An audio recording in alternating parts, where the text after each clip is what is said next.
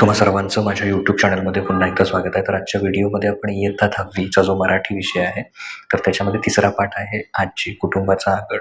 तर त्याची जी कृती आहे, प्रश्नोत्तर आहे, तर ती सगळी प्रश्नोत्तर आपण आजच्या या व्हिडिओमध्ये बघणार आहे. तर त्या कृतीमध्ये पहिला जो प्रश्न आहे, पाठात आलेल्या खेळांचं वर्गीकरण करायचं आहे. बैठे खेळ कुठले आणि मैदानी खेळ कुठले, असं वर्गीकरण करायचं आहे. तर पाठात आलेले कुठले कुठले आहेत, तर बैठे खेळामध्ये तुम्ही चिंचोके, गजके, खापर, खापराच्या भिंगऱ्या, जिपल्या, कवडे किंवा मैदानी खेळामध्ये विटीदांडू, भिंगऱ्या, लंगडी, विहिरीत पोहणे किंवा पाठात आलेले गोट्या, सूरपारंब्या.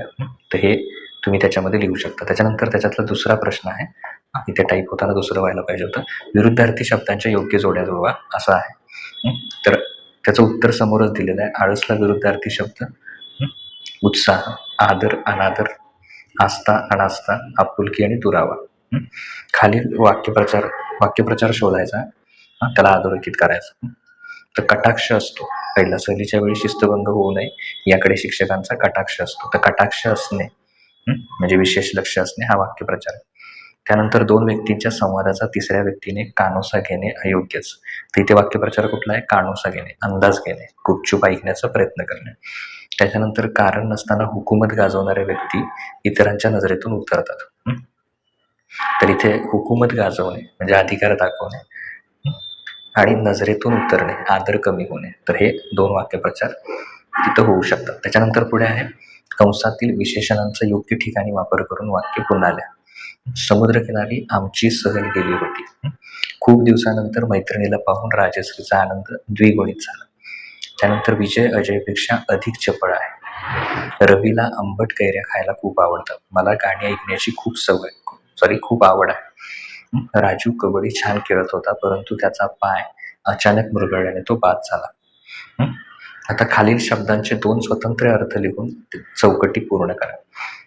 वर, लग्नात असणारा वर, पुरुष, नवरदेव किंवा वरची दिशा किंवा आशीर्वाद अशा अर्थाने घेऊ शकतो. ग्रह, आकाशातील खगोलीय वस्तू, पृथ्वी असेल, मंगळ असेल, हे ग्रह आहे. किंवा ग्रहाचा दुसरा अर्थ होतो एखादी समजूत करून घेणे, गैरसमज करून घेणे. काठ, नदीचा किनारा किंवा साडीची बॉर्डर किंवा किनारा, हे दोन्ही अर्थ होतात त्याचे. अभंग, मराठीतील एक छंद प्रकार, भक्तिगीत, अभंग ऐकले असतील तुम्ही. आणि दुसरं आहे अभंगाचा अखंड, कधीही भंग न पावणार.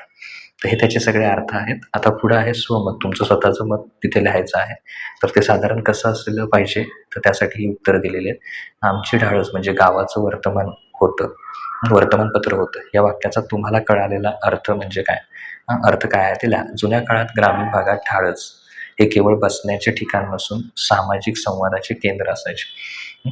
त्याचा अर्थ अधिक स्पष्ट हे असं लिहू नका, इथून सुरुवात करा.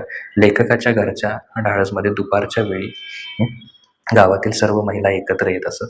तिथे बसून त्या आपापल्या घरच्या गोष्टी, सुखदुःखे एकमेकांना शेअर करत असत, एकमेकांशी. त्याच्यासोबत गावात घडणाऱ्या सर्व घडामोडींची चर्चा तिथे होत असे.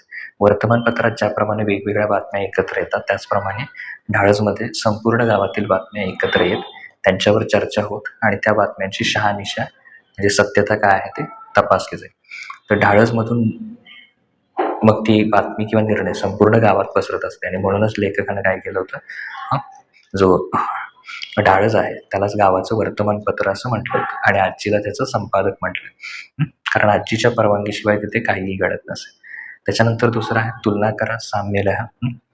आगळ, वाड्याचे कवच, आजी कुटुंबाचे संरक्षण. त्यात साम्य किंवा फरक काय, दोन्ही पण लिहायचं आहे. आगळ एकदा दाराला लावली की रात्रीच्या वेळी वाड्याचे बाहेरील शत्रू, चोर किंवा प्राणी यांच्यापासून पूर्ण रक्षण होत असे. आजीच्या कडक शिस्तीमुळे आणि धाकामुळे कुटुंबातील कोण्यावरही अन्याय होत नव्हता. कुटुंब सुरक्षित राहायचे. आगळ हे वाड्याचे दरवाजे घट्ट धरून ठेवणारे मजबूत लाकूड होते, जे वाड्याला मजबूती द्यायचे. आजी कुटुंबातील सर्व सदस्यांना, मुलगे, सुना, नातवंडे एकत्र बांधून ठेवणारी मुख्य दुवा होती. आगळ लावल्यावर वाड्यातील सर्व लोक निर्धास्तपणे आणि सुरक्षित झोपू शकत होते. आजी छत्रछायेसारखी पाठीशी असल्यामुळे कुटुंबातील सर्वांना एक प्रकारची मानसिक सुरक्षितता आणि आधार वाटत असे. त्याच्यानंतर पुढे आहे पाठात चित्रित झालेल्या एकत्र कुटुंब पद्धतीबाबत तुमचा विचार काय आहे ते स्पष्ट करायचं. तर आगळ इथं तुम्ही तुमचे विचार असं काही लिहू नका, माझे विचार इथूनच सुरुवात करा. आगळ पाठात चित्रित झालेली एकत्र कुटुंब पद्धती आजच्या काळातील विभक्त कुटुंबाच्या तुलनेत खूपच आदर्श आणि आश्चर्यकारक वाटते. त्याचे फायदे काय आहेत? सुरक्षितता आणि संस्कार. एकत्र कुटुंबात लहान मुलांवर आजी-आजोबांचे चांगले संस्कार होतात. मुलांना एकटेपणा जाणवत नाही आणि सर्वांसोबत मिळून मिसळून राहण्याची वृत्ती वाढीस लागते. कामाची विभागणी. पाठात दाखवल्याप्रमाणे सुनांमध्ये कामाची समान विभागणी होते, ज्यामुळे कोणा एकावर कामाचा ताण येत नाही, सर्वांना योग्य विश्रांती मिळते. सुखदुःखात सहभाग. कोणत्याही संकटाच्या वेळी संपूर्ण कुटुंब एकत्र राहते, त्यामुळे मानसिक आधार मिळतो. तर निष्कर्ष काय काढू शकतो आपण? आजच्या धकाधकीच्या आणि स्वार्थी युगात पाठातील एकत्र कुटुंब पद्धती आपल्यावर एकमेकांवर प्रेम करणं, त्याग करणं, मिळून मिसळून राहणं शिकवते. आज अशी कुटुंबे कमी होत चालली असली तरी त्यातील मूल्यांची आज समाजाला अत्यंत गरज आहे. पाठाच्या शीर्षकाची म्हणजे आगळची समर्पकता थोडक्यात स्पष्ट करा. तर आगळ म्हणजे काय ते पहिला लिहायला पाहिजे तुम्ही. आगळ म्हणजे जुन्या काळातील वाड्याच्या दरवाजाला आतील बाजूने लावले जाणारे एक प्रचंड मजबूत आणि विस्तीर्ण दाखवण. ते लावल्यावर दरवाजा बाहेरून उघडणे अशक्य असायचे. तर शीर्षकाची समर्पकता म्हणजे शीर्षक का योग्य आहे? संपूर्ण पाठात आजीच्या व्यक्तिमत्वाचे वर्णन केले आहे. आजी ही कुटुंबाची प्रमुख आहे. तिची शिस्त, तिचे नियम आणि तिचा धाक यामुळे संपूर्ण कुटुंब एकत्र राहील. ज्याप्रमाणे आगळ वाड्यातील बाहेरील धोक्यांपासून रक्षण करते आणि वाड्याला सुरक्षितता प्रदान करते, अगदी तसेच आजी आपल्या कुटुंबाचे बाहेरील संकटापासून रक्षण करते आणि घरात सुख शांतता टिकवून ठेवते. आजी म्हणजे कुटुंबाला एकसंध साधून ठेवणारी जिवंत आगळ आहे. म्हणून आपण निष्कर्ष काय काढू शकतो? पाठाचे नाव जरी आगळ असले तरी थेट आजीच्या संरक्षक आणि मजबूत स्वभावाला अधोरेखित करते. त्यामुळे पाठाला दिलेले आगळ हे शीर्षक अत्यंत योग्य, समर्पक आणि अर्थपूर्ण आणि समर्पक आहे.